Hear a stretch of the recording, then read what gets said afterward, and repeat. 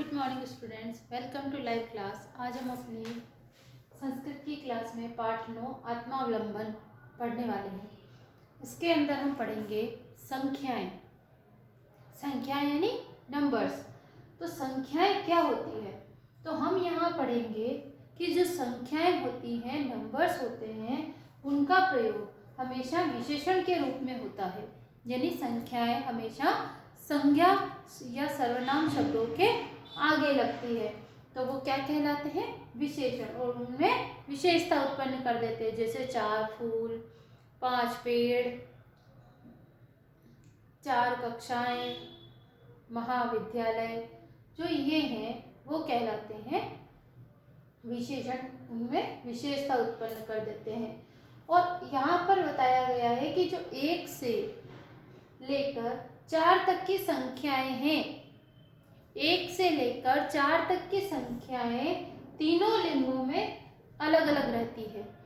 उन संख्याओं के स्त्रीलिंग, पुल्लिंग और नपुंसक लिंग में जो होते हैं, तीनों के रूप अलग अलग चलते हैं। और 5 से आगे की जो संख्याएं होती है वो कैसे चलती है? उनके संख्याओं के रूप। 5 से बाद वाली जो संख्याएं हैं, उन संख्याओं के रूप तीनों लिंगों में अलग अलग नहीं होकर एक समान रहते हैं। यहाँ पर अलग अलग रहते हैं 4 तक, और 5 के बाद वाली जो संख्याएं हैं उनमें समान रहते हैं। और इस चैप्टर को अधिक विस्तार से पढ़ने के लिए हम अपनी बुक के द्वारा पढ़ते हैं।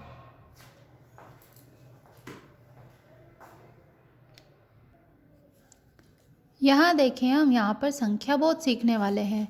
यहाँ पर बताया गया है कि संख्याओं का प्रयोग विशेषण के रूप में होता है और विशेषण के लिंग विभक्ति और वचन के अनुसार ही संख्या के अनुसार बदलते हैं।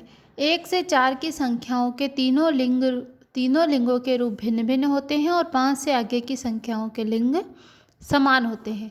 जैसे यहाँ देखिए, पुल्लिंग एकः स्त्रीलिंग में गया एका, नपुंसक लिंग गया एकम, फिर द्वौ, द्वे, द्वे अलग हो गया।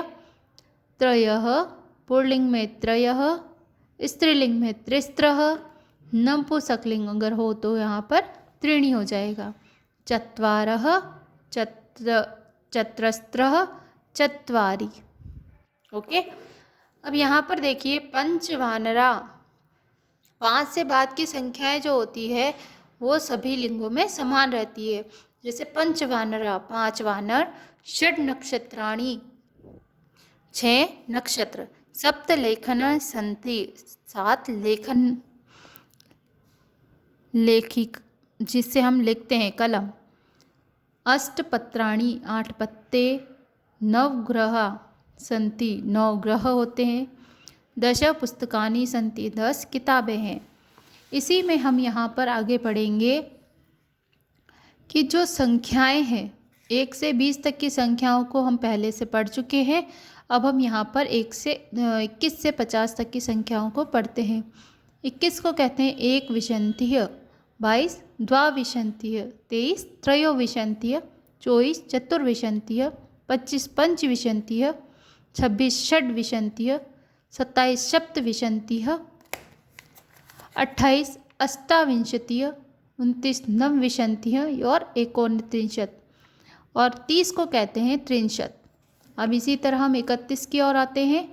31 एक त्रिंशतः, 32 द्वात्रिंशतः, 33 त्रयस्त्रिंशतः, 34 चतुस्त्रिंशतः, 35 पंचत्रिंशतः, 36 षट्त्रिंशत्, 37 सप्तत्रिंशत्, 38 अष्टत्रिंशत्, 39 नवत्रिंशत् या 39। 40 में आ जाएगा चत्वारिंशत्। अब इसी तरह हम यहाँ चलते हैं।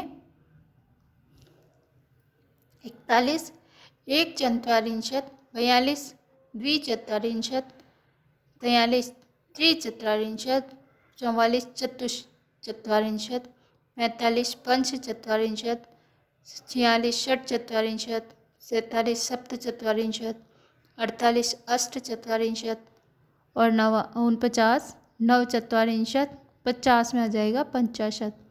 इस तरह हमने अभी क्या पढ़ा, 21 से लेकर 50 तक की संख्याएं। ओके, अब यहाँ पर हम पढ़ेंगे दो मित्रों के बारे में कि आत्मावलंबन यानी स्वयं अपने स्वनिर्भर होना कितना आवश्यक है, स्वनिर्भर न होने पर हमें क्या क्या नुकसान हो सकता है। ओके, अभी हम यहाँ पढ़ते हैं, 1 मिनट।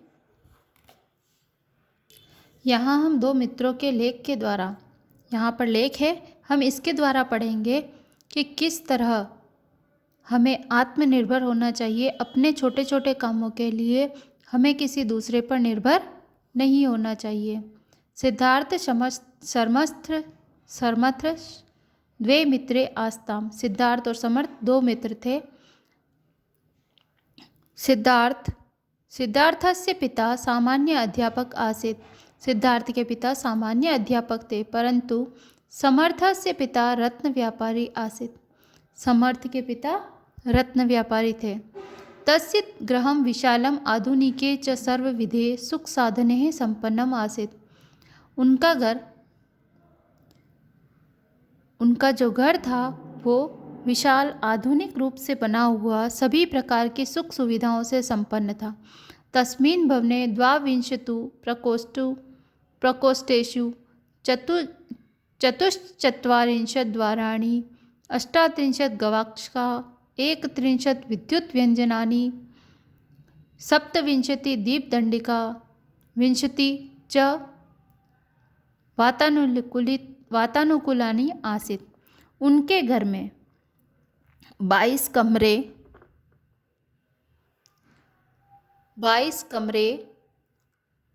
44 दरवाजे, 38 खिड़कियाँ, 31 पंखे और 27 ट्यूबलाइटें, 20 वातानुकूलन यानी एसी थे। गृहस्य समीपे एकम उपवनम आसीत्। घर के पास में एक उपवन था। तस्मिन् उपवने 28 अशोकवृक्षाः, 35 च पादपाः आसन्। उनके घर के पास जो बगीचा था, एक बड़ा उपवन था, उसमें 28 अशोक के वृक्ष और 35 पौधे थे। गृहे 15 सेवका अहर्निशं सेवा कार्यम अकुर्वन्। घर में 15 सेवक यानी 15 जो नौकर थे वो दिन रात कार्य करते थे। एकस्मिन् दिवसे समर्थः सिद्धार्थस्य गृहम् 8 वादने अगच्छत्। एक दिन उनके समर्थ सिद्धार्थ के घर रात को 8 बजे आया।